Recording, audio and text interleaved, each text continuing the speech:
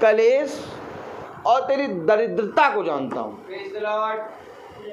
अगर खुदा हमारे जीवन के हर एक कलेश, हर एक परिश्रम को जानता है, तो हमें उस परिश्रम और उस कलेश की चिंता नहीं करनी है,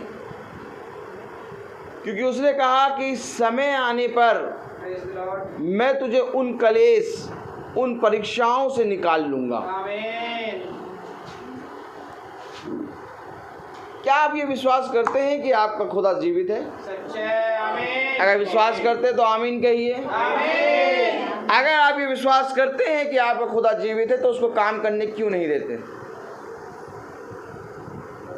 आप मुझे बताओ कि अगर आप ये विश्वास करते हैं कि आपका खुदावन जीवित है, तो आप उसको काम क्यों नहीं करने देते हैं? अब आप कहेंगे भैया हमारे जीवन में तो सारे काम वही करता है। आप कहेंगे नहीं भैया, हम हमारे लिए सब कुछ वही है, वो सारी चीज़ पूरी करता है। हम दुआ करते हैं, भला देर से करें लेकिन करता जरूर है। और मैं कहता हूं कि तुम करने नहीं देते काम, क्योंकि जब तुम कलेश और परीक्षा के बारे में सोचते हो, तब उसका हाथ की गति को धीरे करते हो। उसके हाथ की गति जानते हो कितनी तेज है? उसके हाथ की गति इतनी तेज है, इतनी तेज है, इतनी तेज है कि मेरे प्यारे भाई बहनों, वो मुर्दे को जिला देता है। आमीन। उसके हाथ की गति इतनी तेज है, इतनी तेज है, इतनी तेज है कि जहां मृत्यु है उसके अंदर से अपने लोगों को निकाल के ले आता है। ये गति है उसकी। 4 दिन के मरा मुर्दा लाजर कब्र के अंदर पड़ा है। दिखाओ अपने हाथ की गति प्रभु। आमीन आमीन। जरा दिखाओ तो हम भी तो देखे कि तुम्हारे दाहिने हाथ में कितना सामर्थ्य है। खड़ा है कब्र के बाहर, देख उसका दाहिना हाथ, केवल कह रहा है ए लाजर बाहर निकला। आमीन। तो क्या सोचते हो? तुम क्या सोचते हो कि लाजर उठ के खड़ा हो गया? खुदा ने कहा मैं बिछौने से तुझे उठा के अपने दाहिने हाथ से खड़ा कर दूंगा। आमीन। तो जिस समय खुदा ने उससे कहा लाजर बाहर निकल, उसी समय खुदा का दाहिना हाथ लाजर को उठा रहा है। ये तो देह के हाथ को देख रहे हैं, जो देह का हाथ यहाँ पर है, लेकिन एक आत्मिक हाथ है जो लाजर को उठा के लाया है। आमीन। उस हाथ को कौन देखेगा? ये है उसका दाहिना हाथ। सोचो, इतने बंधन, इतने कलेश, अर्थात अंधकार में लाजर सो रहा है। आपको मालूम है मृत्यु एक अंधकार है, एक ऐसा अंधकार जहां पर आदमी चला जाता है और फिर वो सोता ही रहता है, और फिर उस अंधकार से निकालने की सामर्थ्य किसी में नहीं होती। आज सुन लो, उस अंधकार से निकालने की सामर्थ्य किसी में नहीं होती, क्योंकि नरक की भी एक मृत्यु है। आप क्या सोचते हैं कि नरक, जो जनाब भैया पाप करेगा, जो खुदा का बंदा नहीं होगा, वो नरक में जाएगा? नरक की भी मृत्यु है, मृत्यु है, नरक की भी मृत्यु है। अब बताओ, अब नरक की मृत्यु कौन है? अर्थात बाइबल बताती है नरक की मृत्यु है आग की झील। आग की झील में नरक और अंधकार डाले जाएंगे।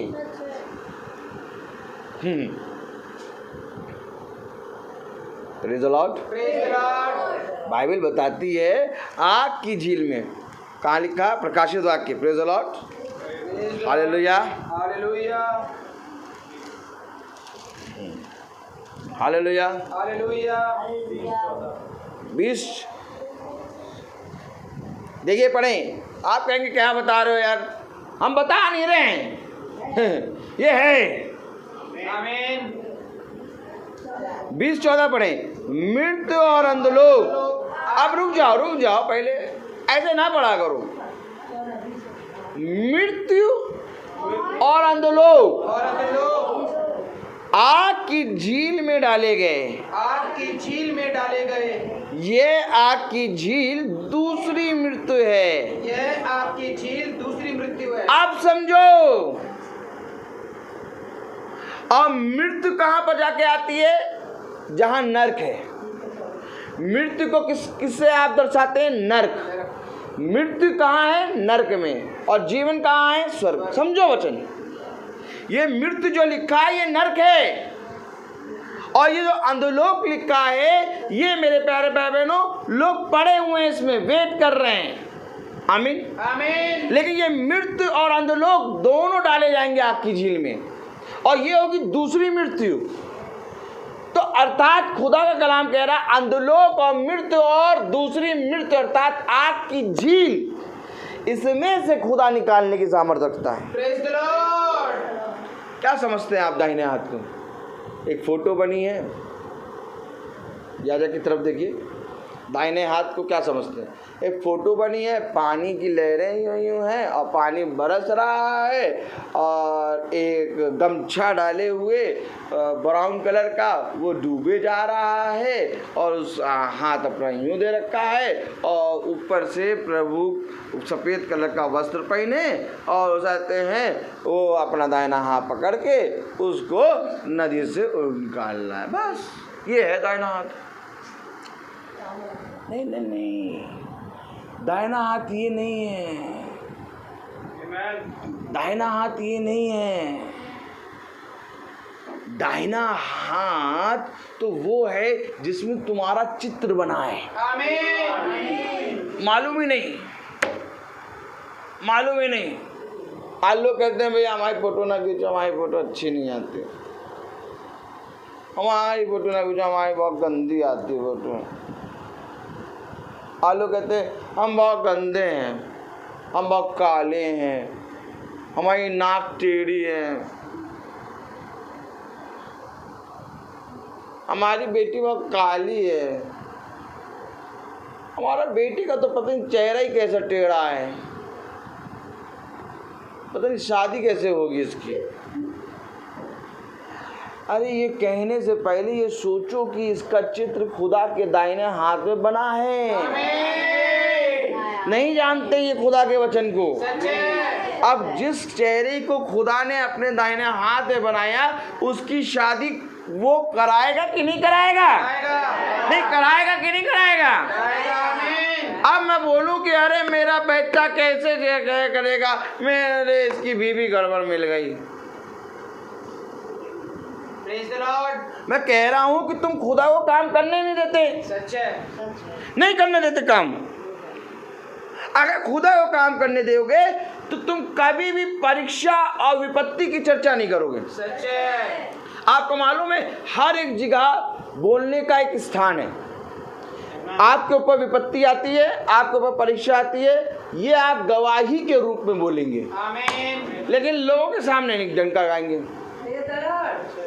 एक स्थान है आपको ऊपर परीक्षा का, एक स्थान है आपको विपत्ति का बोलने का, और वो स्थान है याजक के पास जाकर उसको बताना कि याजक साहब मेरे घर में ये विपत्ति है। उसके सिवा किसी को बताना नहीं। उसके सिवा किसी को फुस कर दिया ना तो ये फिस फिस वाला है।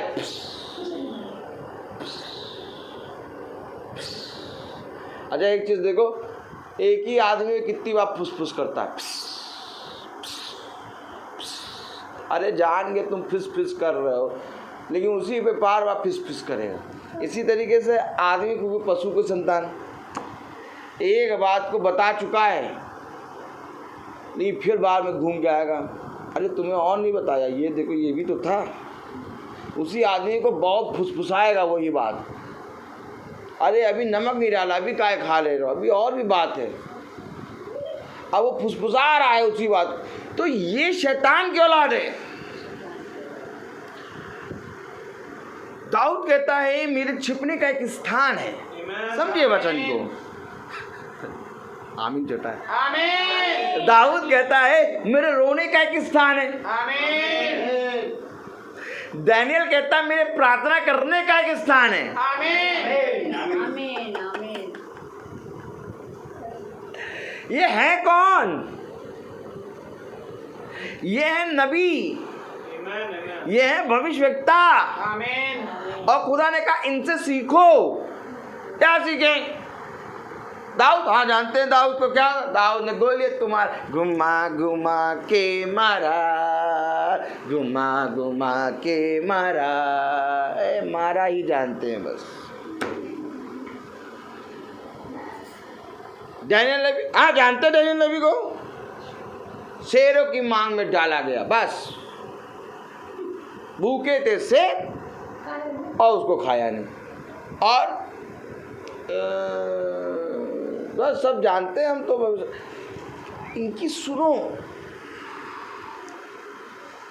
इससे पहले कि परीक्षा तुम्हारे ऊपर आए, इससे पहले कि संकट तुम्हारे ऊपर आए, इससे पहले कि तुम्हारे ऊपर दुख आए, मैंने अपने अभिषिक्तों पर वो सारे दुख और वो सारे संकट दिए। अब उनको देख के शिक्षा लो कि वे क्या कर रहे हैं। Praise the Lord. Praise the Lord. अब और ध्यान से देखिए हो क्या रहा था। सदरक अबेदनगो का निकालो। हाँ, सदरक मसीह अबेदनगो। हाँ, बहुत ध्यान से देखिए क्या हो रहा था। एक कुछ दिखाना चाह रहा है प्रभु, तो प्रभु दिखाना चाह रहा है, चुपचाप बैठो और देखो क्या हो रहा है। कुछ दिखा रहा है प्रभु। दानियल नबी निकालो। हाँ, दानियल नबी पुस्तक, उसका 3रा अध्याय निकालो। हालेलुया। 1 मिनट का समय दो, बस सेकेंड भर का, आधे मिनट का, क्योंकि कुछ दिखा रहा है प्रभु और उसे झलक दिखाई है। अब वो झलक पूरी दिखाएगा अभी। Praise the Lord, praise the Lord, hallelujah, hallelujah.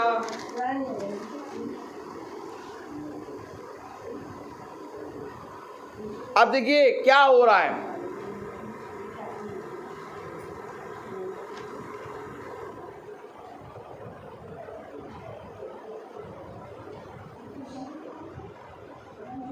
अब देखिए, समझिए, सदरक मशेक अबेदनगो, दानियल नबी की पुस्तक, उसका 3रा अध्याय और उसकी 16वीं, 17वीं और 18वीं आयत। देखिए, मैं आपको कल बता रहा था कि पवित्र शास्त्र जो पूरी खुदा की प्रेरणा से लिखा है, आमीन, इसको आज हमें ग्रहण करके चलना है। आमीन, इफिसुस कलीसिया काल, समूरना कलीसिया काल, सारे 7 युग, 7 कलीसिया काल हमें ये सिखाते हैं। 1 मिनट। 7 कलीसिया काल हमें ये सिखाते हैं कि जो कुछ तुझे मिला, मेरे पीछे बोलो, जो कुछ तुझे मिला उसे खा, उसे खा। खाने के बारे में हम सिखाते हैं, और खाने का मतलब होता है उसको ग्रहण करना। आमीन। खाने का मतलब होता है उस पर चलना। आमीन। तो मेरे प्यारे भाई बहनों, आज चलने की बात है। तो कलाम बता रहा, दानियल नबी की पुस्तक, उसका 3रा अध्याय और उसकी 16वीं, 17वीं, 18वीं आयत पढ़ें अगर। सदरक मशेक अबेदनगो ने राजा से कहा, हे नबूकदनेस्सर, इस विषय में तुझे उत्तर देने का हमें कुछ प्रयोजन नहीं जान पड़ता। देखो,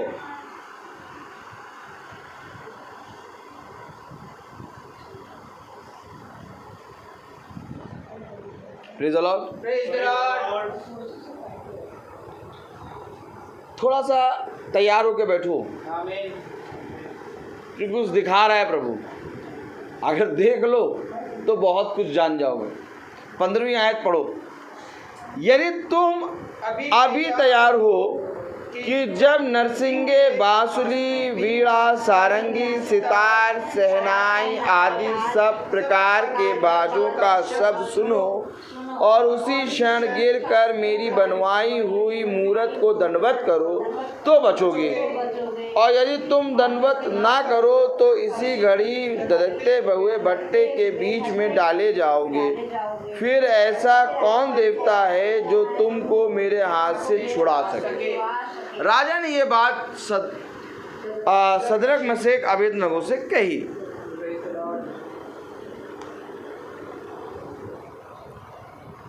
लेकिन सदरक और मशेक और अबेदनगो ने राजा से कुछ कहा। पढ़ो।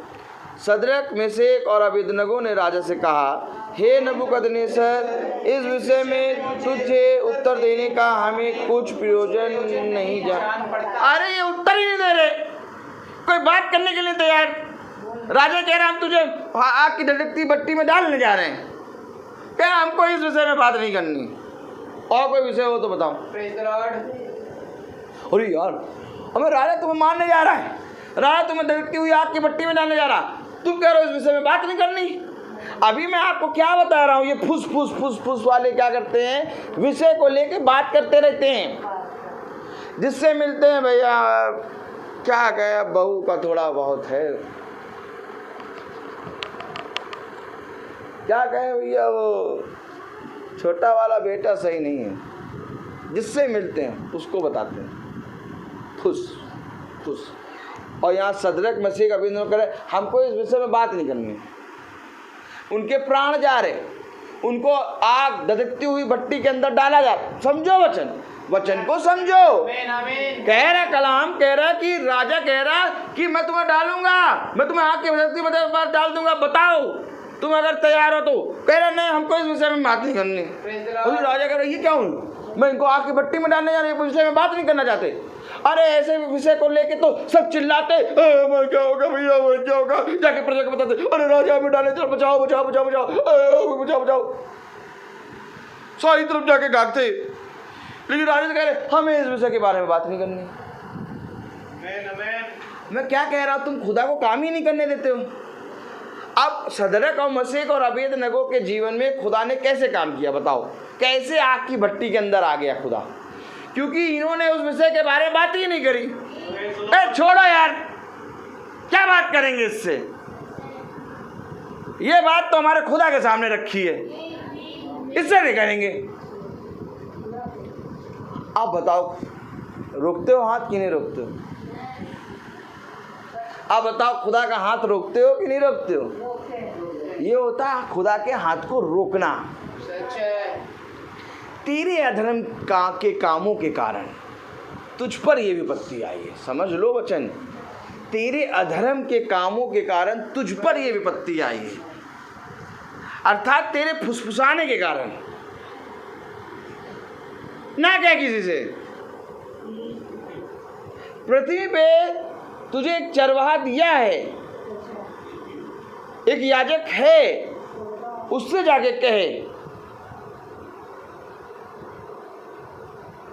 यहां तक कि राजा से भी ना कहना, राजा से नहीं कह रहे, वो कह रहे हमको इस विषय के बारे में तुझसे बात ही नहीं करनी है। अरे राजा से नहीं बात कर रहे हैं, क्योंकि राजा उस मुकाम पे है ही नहीं। राजा तो खुद ही मंदिर के बाहर खड़ा रहता है, याजक मंदिर के अंदर जाता है। ये प्रथा है। कहाँ हो, कहाँ हो? राजा बाहर है, मंदिर के अंदर याजक जा रहा है। आओ आके याजक को बताओ, याजक तुम्हारी प्रार्थना को लेके वहां तक जाएगा, परम पवित्र स्थान में। आमीन आमीन। और ये सदरक मसीह का अबेदनगो जानते हैं ये बात। राजा से कह रहे हैं हमको इस विषय में बात नहीं करनी। राजा कह रहा मैं डालने पर हूँ, तैयार हो जाओ। कह रहा मुझे इस विषय में बात ही नहीं करनी। अरे तू तो मंदिर के बाहर खड़ा होता है।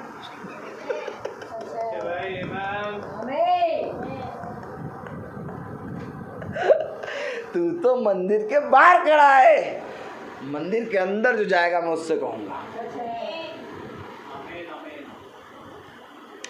तो क्या भैया हमको क्या किसी से बात नहीं करनी चाहिए क्या? ऐसा हो जाएगा तो फिर तो हमारी 90% बातें खत्म हो जाएंगी। हमारे दिन भर में यही बातें होती हैं। टॉपिक क्या है? बहू। और टॉपिक क्या है? बेटा। और क्या टॉपिक? छोटा बेटा। और कौन सा टॉपिक है? सास। ये सब टॉपिक है यार, इसी को ख़त्म कर दोगे जीवन में मज़ा कहाँ आएगा? चाट चटपटी नहीं होगी वहाँ, कुश्ती का बना है ही नहीं। अब प्रभु वचन में क्या कहता है? गाल को बजाने वाला ना बन। बोलो, गाल को बजाने वाला ना बन। बोलने में धीमा हो जा, बोलने में धीमा हो जा। अपने शब्दों को एकदम कम कर दे, अपने शब्दों को एकदम कम कर जब दे। ये सब चीजें हो जाएंगी, 90% गया, अब 10% बोलोगे। Praise the Lord. और सच में यार ऐसे तो फिर पूरी बात ही खत्म हो जाएगी। है? पूरी बात खत्म हो गई। सदरक मसीह का अबेदनगो को कितना बढ़िया टॉपिक मिला था। राजा कह रहा बताओ हमको इस विषय में बात करो, गिड़गड़ाओ, अब मेरे पैर चूमो, मेरे पैर को चूमो, तुम झुक नहीं रहे तो पैर चूमो, मैं तुम्हारे प्राणों को बख्श दूंगा। राजा तो ये मन में सोच रहा था कि जैसे ही बताएंगे कि बेटा तुम्हें डालेंगे तो जाते हैं भट्टी के अंदर, वैसे ही वो राजा खुश था कि आप इन लोग को देखना। वो कह रहे हमको बात ही नहीं करनी, बात ही नहीं। यार क्या बात, इनके जीवन की बात हो रही है, यहाँ कह रहे बात ही नहीं करनी। अच्छा, मन में क्या क्या लेके आए हो?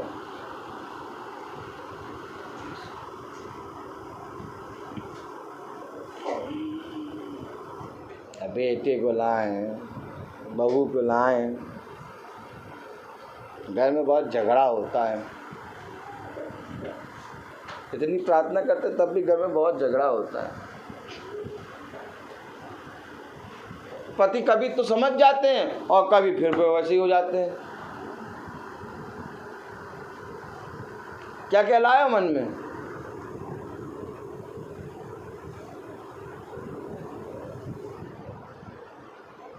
नहीं,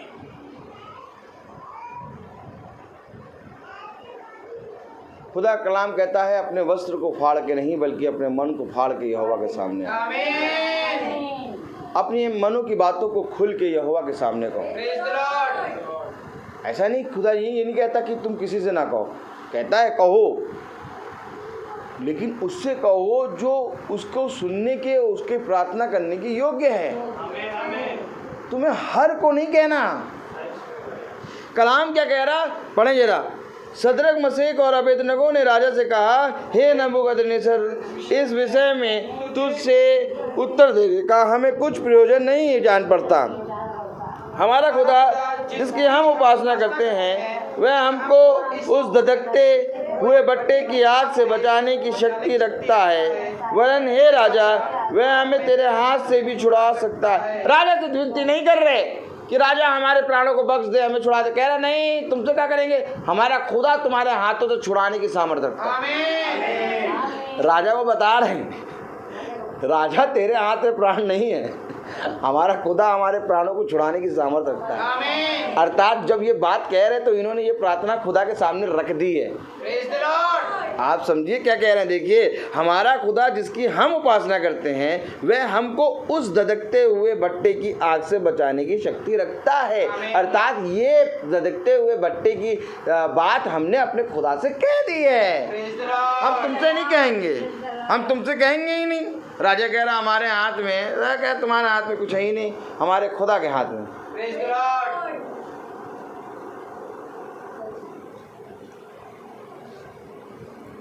अगर ऐसे हम देखें तो हमारी विपत्ति, हमारी घटी, हमारी कमजोरी तो कुछ है ही नहीं। तभी तो मैं कह रहा हूं कि आपकी सारी प्रॉब्लम खुदा के हाथ में है। वो धधकती हुई भट्टी खुदा के हाथ में है। कब आखिर मनुष्य इस बात को समझेगा कि हमारा जीवन, हमारी मृत्यु खुदा के हाथ में है? क्यों तुम इस सारी चीजों को लेकर झगड़ते रहते हो? अरे जब खुदा के हाथ में है तो खुदा के हाथ में अपना मुकदमा दो। क्यों नहीं देते अपना मुकदमा खुदा के हाथ में?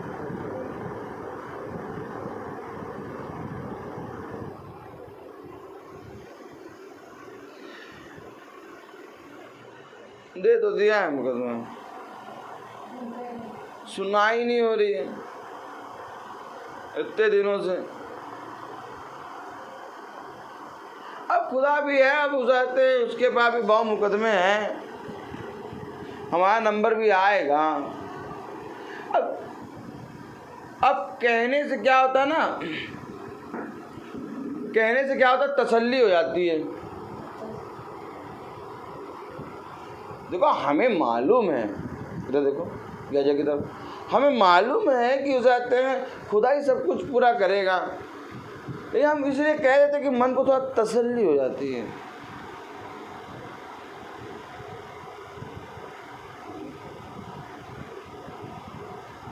ये तसल्ली तो तुम्हें दूर कर रही है खुदा से। सच्चे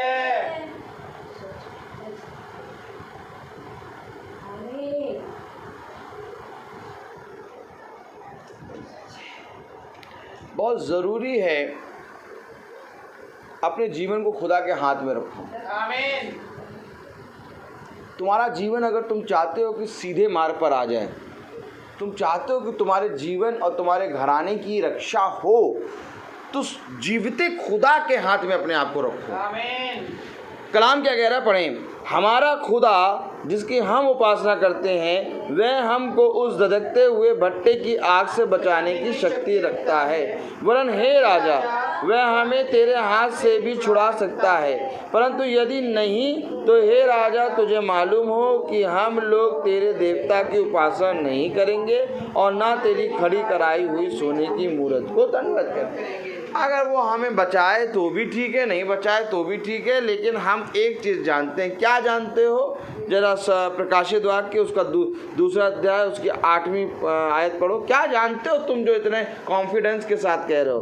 पढ़ो जरा दूसरा अध्याय उसकी 8वीं आयत। स्मुरना की कलीसिया के दूत को ये लिख, जो प्रथम और अंतिम है और जो मर गया था और अब जीवित हो गया है, वह यह कहता है, इनके पास ये खुदा है जो जीवित है।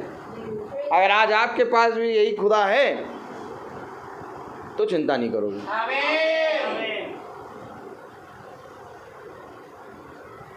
छोटी छोटी चीज़ों को लेकर चिंता करते हैं। देखो इतनी चीज़ों की, और फिर वचन को भी पढ़ते हैं।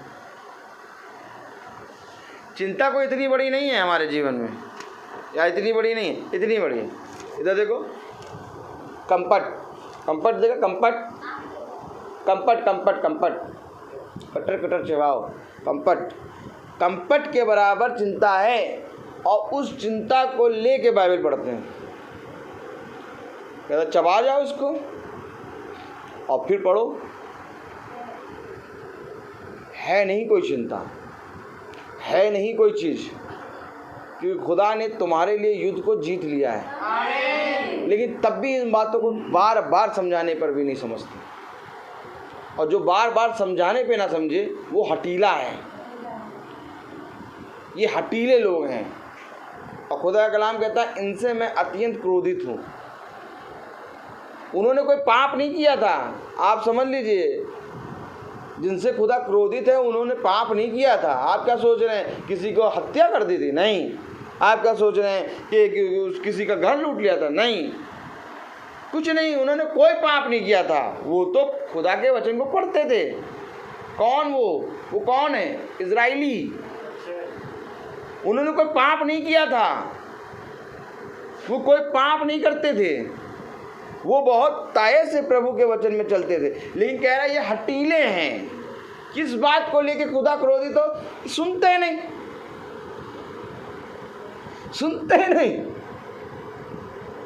हटीले हैं। आज हम भी वही स्वभाव लेके बैठे हैं, सुनते ही नहीं, हटीले। सच है, हटीले भैया, हटीले। अब प्रार्थना खत्म होने का बैठे, किसी ने कुछ कह दिया तो उसको मन में बैठा लिया।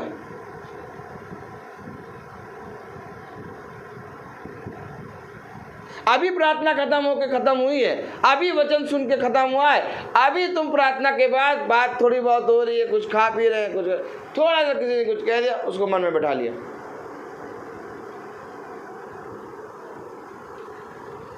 खुदा का कलाम, खुदा का वचन हमें बताता, जो अच्छी बातें हैं उनको पकड़ लो, और जो तुम्हारे जीवन के लिए लाभदायक नहीं, अच्छी नहीं, उनको छोड़ दो। और ये काम जैसे ही मीटिंग अभी ख़त्म होगी, धन्यवाद धन्यवाद धन्यवाद, सारी आशीषों के सोते धन्य, शुरू होना चाहिए, लेकिन शुरू नहीं होता शुरू। कुछ ना कुछ पॉइंट लेके जाते हैं कुछ ना कुछ पॉइंट, और इस पॉइंट को ख़त्म करना है। आमीन। क्योंकि ये कंपट है। क्या है ये? कंपट याद रखो, ये कंपट लेके घर ना चले जाना।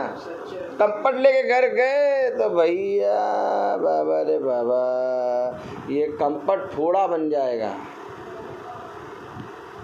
और इतना बड़ा फोड़ा बन जाएगा कि कहो तो अगली बार आने ना दे। हम नहीं जाएंगे, ऐसे कह दिया।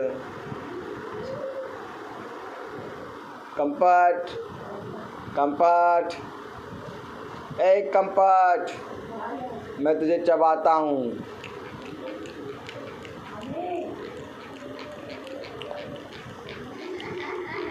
चबा लिया। अब क्या? कुछ नहीं। अब क्या? कुछ नहीं, कुछ नहीं। सदरक मसीह अबेदनगो राजा की बात को कंपट समझ के चबा रहे हैं। हमें बात ही नहीं करनी। आपसे कोई राजा कहे कि भैया मैं तुमसे बात करना चाह रहा हूँ, अरे राजा साहब का फ़ोन आने वाला है, फ़ोन को मांझ के रखोगे? है बात सही? नहीं, मांझ के रखोगे। साहब लोग फ़ोन के सामने बैठे रहोगे, राजा साहब का फ़ोन आने वाला है। अब जिस दिन प्रिंसिपल ने कहा देखो 3 बजे तक मैं तुम्हें कल कॉल करूँगी, तो 3 बजे तक मोबाइल के सामने बैठे, प्रिंसिपल का फ़ोन आने वाला है, टीवी बंद करो, 3 बजे प्रिंसिपल का फ़ोन आने वाला है। और राजा कह रहा मुझे बात करें। हाँ, मैं तो इसके विषय में तुमसे बात ही नहीं करनी। राजा को कंपट बना के खा लिए। ये कैसे हुआ? कैसे हुआ? क्योंकि जो पवित्र शास्त्र संपूर्ण पवित्र आत्मा की प्रेरणा से लिखा गया है, उसको ये जान के चलते हैं। आमीन। आज हम सबको इस पवित्र शास्त्र को जानकर समझकर इसको ग्रहण करके चलना है। आमीन। हो सकता है किसी के अंदर व्यभिचार की आत्मा हो,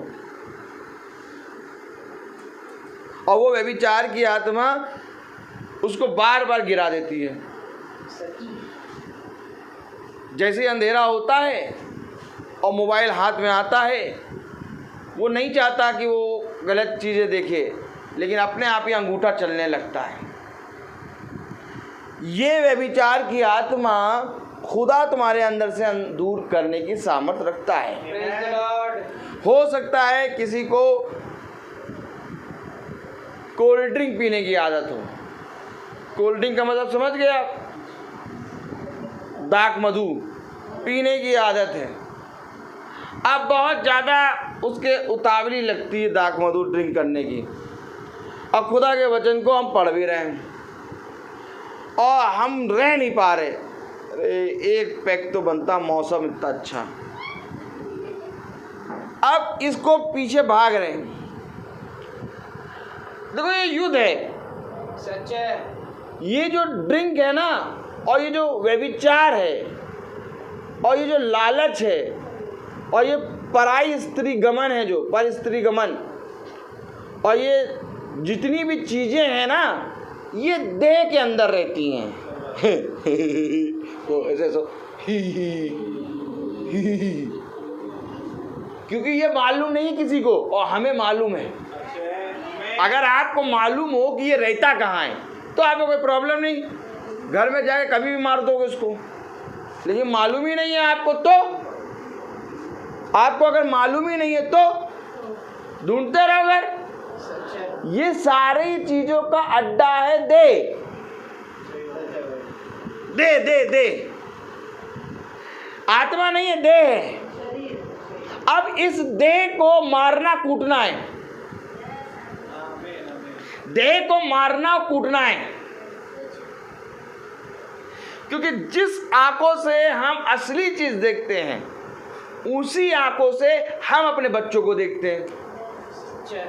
अब समझिएगा वचन को। अब हमने देखा कुछ गंदा, और फिर हम उसी आंखों से अपने बच्चों को देख रहे हैं, तो वो गंदापना हमारी आंखों से बच्चों के अंदर जा रहा है। ऐसा है, मैं आपको सच बता रहा हूं, आपको सच बता रहा हूं, ऐसा है। अगर एक स्मोकिंग करा हुआ व्यक्ति इस जगह पे आके बैठ जाए और स्मोकिंग ना कर रहा हो, उसकी स्मेल आपको लगेगी कि यहाँ स्मोकिंग करा हुआ है। इसी तरीके से देह के अंदर से वो बुरी चीज़ें निकलती हैं जैसे देह के अंदर से खुदा की सामर्थ्य निकलती है, वैसे ही जब देह बुरे कामों को करके आती है तो देह के अंदर से वो बदबू और वो व्यभिचार, वो अश्लील और वो ड्रिंक, कंपा कोला की महक सब निकलेगी। मैं आपको सच कह रहा हूं। अब दुनिया का कौन पिता ऐसा है जो गलत चीज देख के फिर अपनी बेटी को देखे और फिर अपने बेटे को देखे? इसको देख के बच्चे को देखोगे तो कहेगा तेरा घराना खींचेगा। अब घराना क्यों नहीं खींच रहा? भैया प्रभु तो कहता है, इधर देखो याजक की तरफ, भैया प्रभु तो कहता है कि अगर एक भी जरा धर्मी है तो पूरा घराना खींचाएगा। हाँ कहता है, तो भैया हम तो रोज मीटिंग भी सुनते हैं, भवन में भी जाते हैं और सब कुछ करते हैं, लेकिन पति का मन जो है वो आ नहीं रहा है, घराना नहीं खींच रहा। कैसे खींचेगा? इसको देखने के बाद तुम कुछ और भी तो देखते हो। इसको देखने के बाद तुम्हारे मन में कुछ और भी तो विचार होते हैं। केवल देखना ही नहीं, केवल मन नहीं, हर चीज से, सूंघने से लेके, सुनने से लेके, बोलने से लेके, मन से लेके, हर चीज से पाप होता है। और खुदा कलाम कहता है कि आंख, शरीर का दिया आंख है, समझ लो। और आज जब हम वचन पढ़ के अपने बच्चों को देखते हैं तब हमारा घराना वचन में खींचेगा। और आज जब हम वचन पढ़ के फिर हम अश्लील चीजें देखते हैं तो कलर टीवी बन जाता है।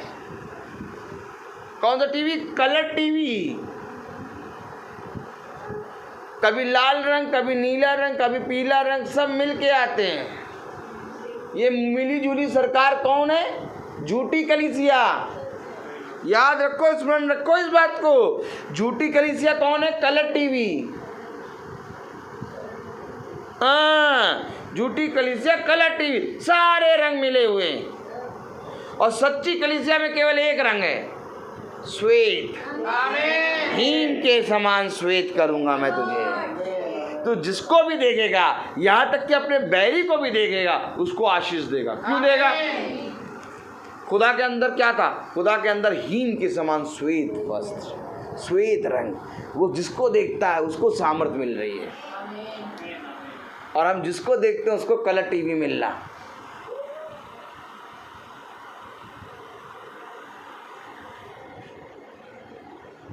बच्चों के लिए अच्छे कपड़े और बच्चों को अच्छा राशन पानी और बच्चों की अच्छी एजुकेशन कर रहे हैं। हजारों रुपए, कम से कम कुछ नहीं तो 15 से 16 हज़ार रुपये एक बच्चे का खर्चा महीने का है। इतने ट्यूशन, इतना सब कुछ कर दिया है। आप बताओ, ऊपर से ये भी कह रहे हो कि उस कहते हैं हमको भी सुधरना होगा। हम क्या सुधरे? अब बच्चा है वो अपना आप सुधरे। हम बच्चे को सुधारने के लिए इतना खर्च कर तो रहे हैं, हमें अपनी लाइफ का एंजॉयमेंट करने दो ना, करने दो। नहीं होगा।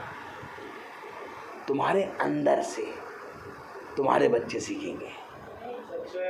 हमेशा इस बात को याद रखो। अगर अपने बच्चों को अच्छा देखना चाहते हो, खुद पवित्र बन जाओ।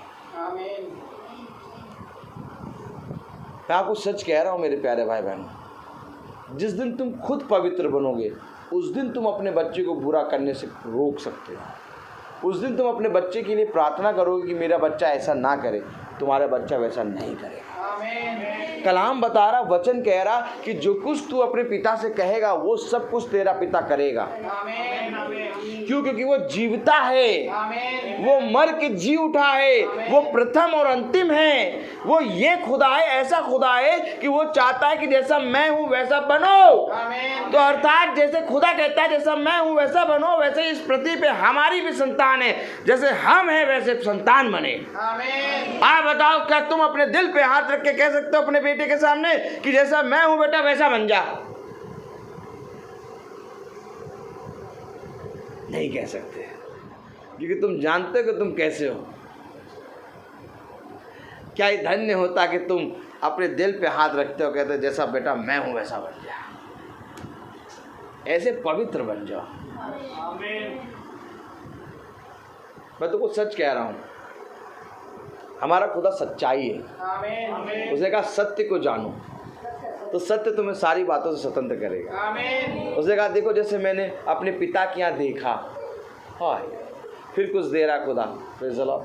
बहुत ध्यान से सुनो, बहुत ध्यान से सुनो। उसने कहा देखो जो कुछ मैंने अपने पिता के यहाँ देखा वही मैं तुम्हें बताता हूँ। अब इसी चीज़ को पृथ्वी पे ले आओ। हम पिता, हमारे बच्चे हैं, हमारे पुत्र और पुत्रियाँ। अब हमारा बच्चा कहेगा जो कुछ मैंने अपने पिता से क्या देखा वही मैं तुम्हें बताता हूँ। बोतल कैसे खुलेगी? ऐसे नहीं खुलेगी, मैं बताता हूँ तुम्हें कैसे खुलेगी। लाओ, किसने सिखाया बोतल खोलना? किसी ने? पिता ने, पिता ने। आप एक बात समझ लीजिए, ये है पिता। इधर देखिए, ये है पिता और हम है पुत्र। अब पिता ने जैसे करा वैसा हमें करना है, तब तो हम प्रिय पुत्र हैं। इसी तरीके से पृथ्वी पे हम है पिता और हमारे बच्चे हमारे पुत्र पुत्रियां। तो जैसा हमको वो देखेंगे वैसा। अब वो समय गया, अपने लिए अच्छे ना बनो, अपने बच्चों के लिए अच्छे बन जाओ। सबसे बड़ा नमूना अपने बच्चों के लिए तुम हो। संसार में और कोई नमूना नहीं है। तुम्हारे बच्चे, तुम्हारी बेटी, तुम्हारा बेटा सबसे ज़्यादा तुम्हें वॉच करते हैं और तुम्हें मालूम ही नहीं होता कि तुम्हें वॉच करते हैं। तुम्हें ऐसा लगता है मैं तो पराठा बना रही हूँ, मैं तो अंडा भी दे रही हूँ, चाय मांग रहे चाय दे रही, कॉफ़ी मांग रहे कॉफ़ी दे रही हूँ, मैं तो सब सही कर रही हूँ, मैं तो सब सही कर रहा हूँ, सब कुछ तो दे रहा हूँ लाके, फिर ये गड़बड़ क्यों हो रहे हैं? कुछ है, कुछ है जो वो देख रहे हैं। आप समझो वचन को, जो वो देख रहे हैं वो तुम नहीं देख रहे हो। अर्थात जो वो देख रहे हैं उनकी नज़र से अब देखना शुरू करो अपने आप को, तब तुम्हें समझ में आएगा यार मैं कहाँ हूँ। क्योंकि अभी जिस नज़र से हम देख रहे हैं वो हमारी नज़र है और बच्चे हमको आपको बच्चे दूसरी नज़र से देखते हैं। और यह अवश्य है कि बच्चे जिस नज़र से देख रहे हैं हमें उस नज़र में जाना होगा। पिता स्वर्ग में है, लेकिन पिता स्वर्ग छोड़कर पृथ्वी पे क्यों आया? क्योंकि बच्चे जिस नज़र से देख रहे थे उस नज़र को लेके आ गया। क्या देख रहे हो तुम? अच्छा, सुनता नहीं, पास आ गया, नहीं सुनता है। अगर पिता स्वर्ग से ही अपनी नज़र देख कर देखता, पिता कहता बच्चे हैं सही है, लेकिन पिता क्यों पृथ्वी पे आया? मनुष्य की समानता में क्यों बना? क्योंकि बच्चों की नज़र से अब वो देखेगा। देखे तो कि बच्चों की नज़र से, बच्चे नज़र से देख रहे हैं तो मुझे किस नज़र से देख रहे हैं? क्योंकि पिता स्वर्ग से बैठा देख रहा है तो कह रहा है कि मैं तो मछली की आँख के तिनके को भी जानता हूँ। लेकिन जैसे ही पिता आया बच्चों के नज़र में, पिता कह रहा अरे ये तो जानते ही नहीं मुझको अरे ये तो मुझ पर विश्वास ही नहीं करते, देखो ये मुझे एकदम नहीं जानते। तब यीशु मसीह ने पृथ्वी पे कहा ये नहीं जानते, इन्हें क्षमा कर। अरे प्रभु आपको कैसे मालूम ये नहीं जानते? बेटा मैंने इनकी नज़रों से देखा है। तो अब क्या करना है? हमें भी बच्चों की नज़रों से देखना होगा क्या? यस, आमीन। थोड़ी देर के लिए जाओ उनकी नज़रों में, ये चिड़चिड़ापना उनके अंदर कैसे है, ये तीखापना कैसे है। कुछ तो बात है जो बच्चे हमसे नहीं कहते, हमारे अंदर देखते जरूर हैं। हमें उन कामों के पास जाना होगा और जैसे ही पहुंचोगे उस काम के पास, लिए रहना वचन का सोता, गोलियत की तलवार, अब पहुंच के सट से गर्दन काट डालना सीधे। क्योंकि दाऊद जितने युद्ध लड़ा, गोलियत की तलवार थी उसके पास। क्या बात है, गोलियत बहुत बढ़िया योद्धा। गोलियत को आप लोग किस दृष्टि से देखते हैं? गोलियत बहुत प्यारा योद्धा, बस प्रॉब्लम ये थी जानता नहीं था। ऐसा इतना सॉलिड योद्धा पृथ्वी में कोई नहीं था उसके बराबर। खुदा ने उसको स्पेशल बनाया था भाई।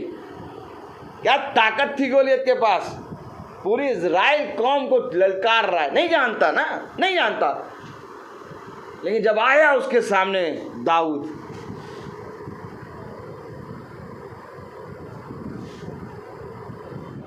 पीछे मुड़ जाओ देख लो, जब आया उसके सामने दाऊद, तो आपको मैं बताऊं, गोलियत की जब गर्दन कट रही थी तब गोलियत खुदा को देख रहा था। आमीन। गोलियत ने मरते दम में पहचाना खुदा को कि सच में इजराइलियों का ही सच्चा जिंदा खुदा है। आमीन। ये बात समझ, गोलियत पहचान गया था, गोलियत पहचान गया था। और इसकी सबसे बड़ी गवाही है कि दाऊद के हाथ में गोलियत की तलवार, निशानी है गोलियत। दाऊद जब तक युद्ध लड़ा गोलियत की तलवार से लड़ा। आई क्या बात है, गोलियत की तलवार वहीं पर छूट जानी चाहिए थी, प्रभु ने छोड़ने नहीं दिया, क्योंकि गोलियत एक स्थान है, गोलियत एक बहुत प्यारा योद्धा है। जिस पल हम अपने बच्चों की उन नज़रों के पास पहुंचेंगे तो हमें एक गोलियत नजर आएगा,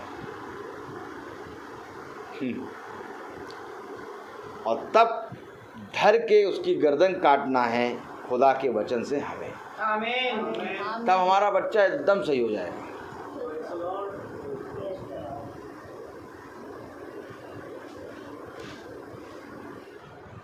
एक बात का हमेशा याद रखो,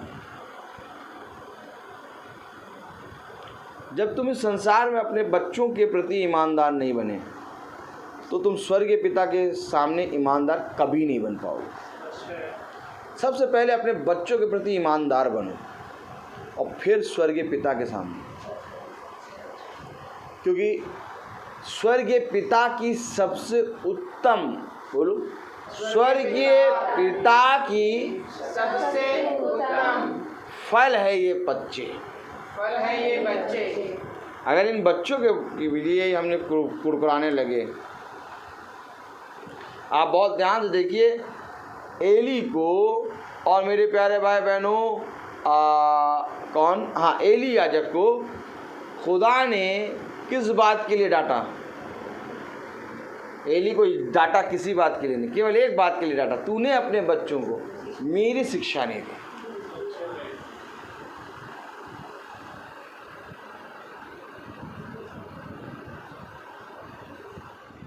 हमारे जीवन में सबसे उत्तम फल है हमारी औलादें। आमीन। इस पृथ्वी पर खुदा ने हमें जो दी, वो प्रथम है, वो अंतिम है, वही जीवित है, वही मर गया, वही जीवित है। आमीन। अगर इस खुदा की आराधना सच्चे मन से करनी है तो सबसे पहले उसके फलों को पहचानो। आमीन। उसके फलों को तुम देखते नहीं हो और आके उसकी आराधना करते हो। आओ हम सब फिरें, कहाँ फिरें? यहोवा की ओर फिरें। आओ हम सब अपने खुदा के प्रति ईमानदार बने। अभी बहुत लंबा समय हमारे जीवन में रखा है अपनी संतान को एक अच्छी शिक्षा देने के लिए, अभी भी समय गया नहीं है। खुदा ने कहा जब फिरेगा तब मैं तुझे थाम लूँगा। आमीन। जब फिरेगा तब मैं तुझे थाम लूँगा। आओ हम मुड़े अपने खुदा के प्रति। आओ आज से उन सारी चीज़ों से तौबा करें जिन चीज़ों में हम गिर जाते हैं। और मैं तो कुछ सच कह रहा हूँ कि तुम जिसमें भी गिरते हो उसके दास हो। अगर तुम वचन में गिरते हो तो तुम वचन के दास हो। अगर तुम पीने में गिरते हो तो तुम पीने के दास हो। अगर तुम अश्लील चीज़ों को देखने में गिरते हो तो तुम उसके व्यभिचार के दास हो। अगर तुम पराई स्त्री को देखते हो तो तुम उसके दास हो। अगर तुम किसी के घर को देखते हो तुम उसके दास हो। दास वहीं पर लगता है जो जहाँ गिरता है।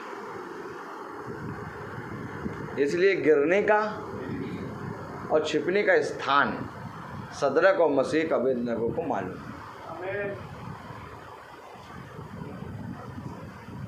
डैनियल नहीं गिरा, सदरक मसीह अबेदनगो नहीं गिरे। बहुत भयानक चीज़ है मेरे प्यारे भाई बहनों। अगर मैं आपको प्रचार करूंगा इस चीज़ का, अंधलोक और मृत्यु आग की झील में डाले जाएंगे। बहुत भयानक मौत है ये, और इस मौत को कोई देख नहीं रहा। केवल एक चीज़ दिखा रही है इस मौत को, वचन। आमीन। कहीं संसार में चले जाओगे, इस मौत के बाद मौत किसी ने जिक्र नहीं किया, लेकिन हमारा जीवित खुदा है। उसने कहा कोई भी उत्तम वस्तु में तुमसे छुपाऊंगा नहीं। सोचो, मौत के बाद मौत आती है, और आदमी मरने के बाद इस बात को जान पाता है कि अभी तो अंधकार में है, अभी तो आग की झील में भी जाना है। और जो मुर्दा है वो इस बात को बाद में जानेगा। हमको जीवितों की दुनिया में प्रभु दिखा दे रहा है। ये है उत्तम वचन। मैं बोलता बहुत हूँ,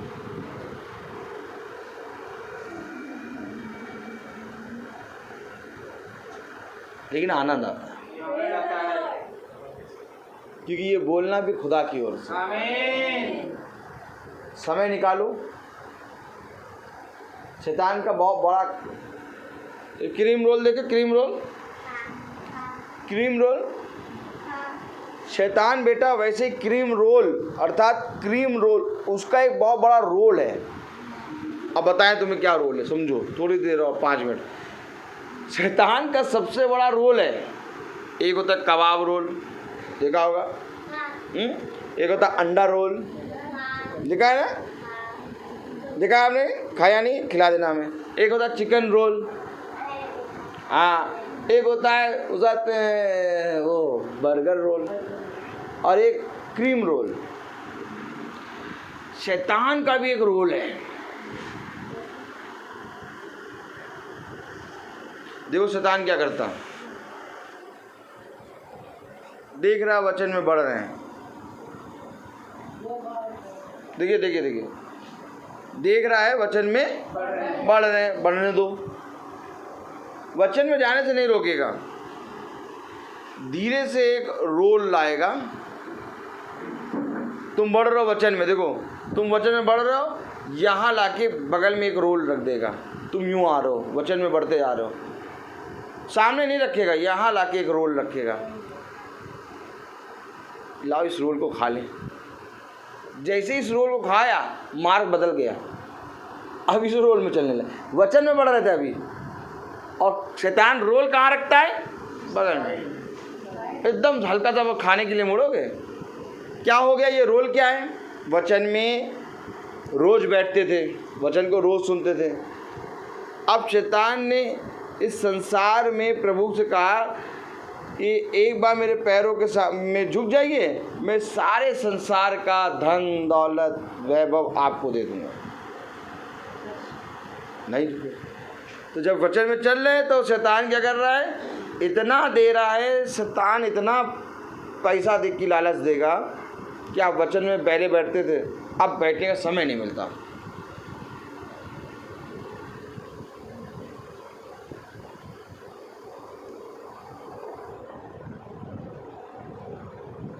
ये खतरनाक है। वचन में बैठ रहे हैं, अब वचन में बैठने का समय नहीं मिल रहा। मन कर रहा है वचन में बैठने का, लेकिन वचन में बैठने का समय नहीं मिल रहा। तो ये कौन है जिसने मेरे उस समय को छीन लिया जो खुदा का था? ये शैतान है। करो, सब करो, समय दो हर चीज को, लेकिन जो वचन का समय है छोड़ दो। 4000 शैतान आएगा, बोली लगाएगा, 5 से 6.5, 5 से 6.5, 5 से 6, 10,000। नहीं करेंगे। 15,000। कितने दिन करना होगा? बस 2 दिन। हाँ कर लेंगे। ठीक, समझ गया। वो देखो, तुम जाके काटो, रेड वाले से काटो। पता नहीं कौन फ़ोन कर रहा है बेचारा, उसको मालूम भी नहीं कि क्या हो रहा है यहाँ पर। ये कैसा समय चल रहा है कि चाहे प्रिंसिपल भी हो तो भी भाई लागू। तो कलाम क्या कह रहा है, वचन क्या कह रहा है, समझो। वो तुम्हें लालच देगा, इस समय को तुमसे छीनेगा। सच है। हर हाल में छीनने ना देना। आमीन। कहना बेटा ये समय तो नहीं दे सकता, ये मेरे खुदा का समय है। आमीन।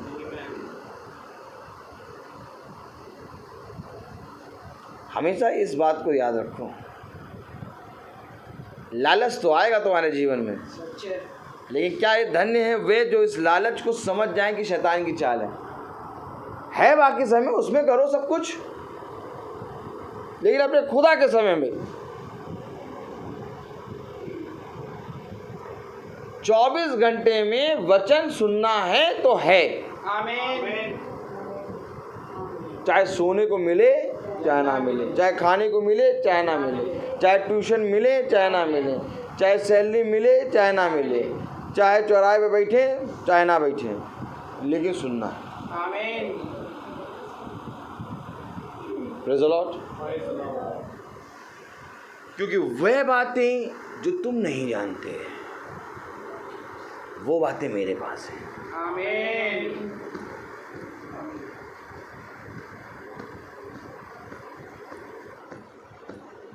ये है हमारा खुदा, आमीन। और हमें घमंड है अपने खुदा पे, प्रेज़ द लॉर्ड। हमें नाज है अपने खुदा पे। हम लोगों के सामने खड़े हो के ये कहने के खुदा ने लायक बनाया कि हाँ हम जीवित खुदा को जानते हैं। आमीन। आमीन। नहीं छीन सकते तुम हमसे, हमारे प्राण को छीन सकते हो, हमसे हमारी रोटी छीन सकते हो, हमसे हमारी सैलरी छीन सकते हो, लेकिन इसको नहीं छीन सकते, सच है। क्योंकि इसको हमारा ध्यान है, ये देगा मुझे। तो अगर आप विश्वास करते हैं कि हमारा खुदा प्रथम अंतिम और मर गया और जी उठने वाला खुदा है, तो आओ उस पवित्र शास्त्र की ओर कान लगा लो। आमीन। शैतान बहुत सी चीज़ें दिखाएगा कि देख प्रार्थना हो रही है, अभी थोड़ा अच्छा हो गया था फिर ऐसा हो गया, ना देखना, चलते रहना। कहना है मेरे घर में कोई गंदा नहीं है, सब अच्छे हैं, क्रीम से धुले हुए, सबसे गंदा मैं ही हूँ। सच है। मुझे चलना है, मुझे रोज़ प्रार्थना सुननी है। आमीन। और जैसे जैसे हम चलते जाएंगे, अच्छे होते जाएंगे, पूरा घर पुताई शुरू हो जाएगी। खुदावन स्वर्गदूतों का लगा देगा, कहे पुताई करो। स्वर्गदूत पुताई कर रहे हैं, बताओ, सब स्वर्गदूत पुताई करेंगे तो जाले पाले कहाँ रहेंगे, सब गायब। समझो वचन को, देखो कितनी अच्छी हवा चल रही, बस मौसम भी आनंदित हो रहा कि क्या वचन हो रहा है। Praise the Lord. तो आइए हम प्रार्थना में चलेंगे, ये तो मैं फिर शुरू हो जाऊँगा। Praise the Lord. आइए हम खोलें मत्ती उसका 6वां अध्याय, प्रेज़ द लॉर्ड, और उसकी पहली आयत से पढ़ना शुरू करेंगे। मत्ती उसका 6वां अध्याय, प्रेज़ द लॉर्ड, और उसकी पहली आयत से पढ़ेंगे 4थी आयत तक।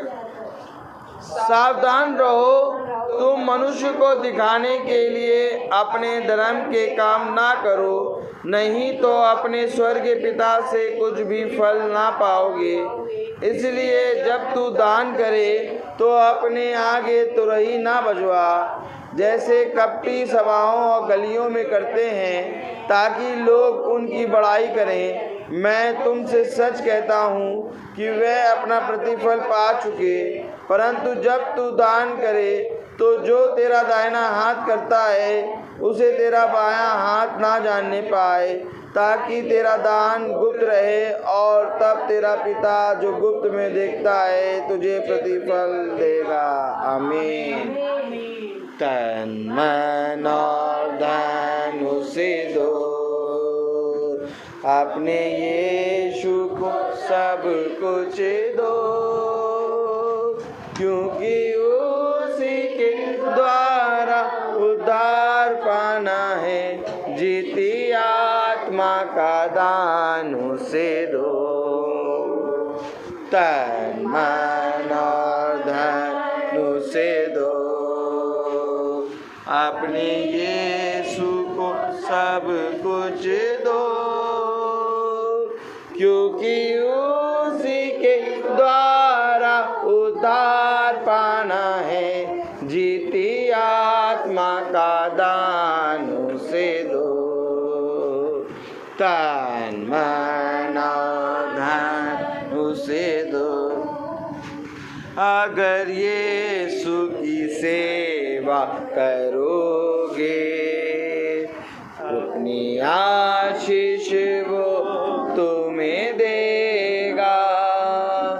अगर पाप की सेवा करोगे, हरगिज़ नहीं माफ करेगा। दिल में पैगुस में दिल दो लो, अपने यीशु को सब कुछ दो, क्योंकि उसी के द्वारा उद्धार पाना है, जीती आत्मा का दान उसे दो। तन मन और धन उसे दो, अपने यीशु को सब कुछ दो, क्योंकि उसी के द्वारा उद्धार पाना है, जीती आत्मा का दान उसे दो। Praise the Lord. आइए हम निकाले पहला इतिहास उसका 29वां अध्याय और उसकी 17वीं आयत को हम पढ़ेंगे।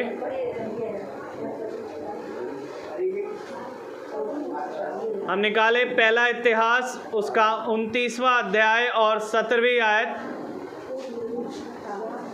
हे मेरे खुदा, मैं जानता हूँ कि तू मन को जांचता है और सिधाई से प्रसन्न रहता है।